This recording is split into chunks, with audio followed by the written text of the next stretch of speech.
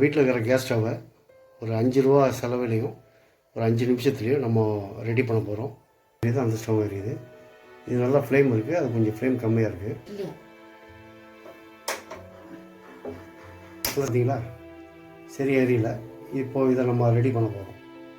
முதல்ல regulator of பண்ணிடுங்க. கேஸை கட் பண்ணிவிட்டு இதில் இருக்கிற எல்லா ஐட்டத்தையும் ரிமூவ் பண்ணிவிட்டு நம்ம ரெடி பண்ண போகிறோம். இதெல்லாம் ரிமூவ் பண்ணி வச்சுங்க. இப்போ இந்த ஹோல்ஸை வந்து இந்த 5 ரூபா ஸ்டவ் பின் கிடைக்கும், இதில் போட்டு க்ளீன் பண்ணிவிடுங்க. இது சென்டர் பம்ப் இருந்ததுன்னா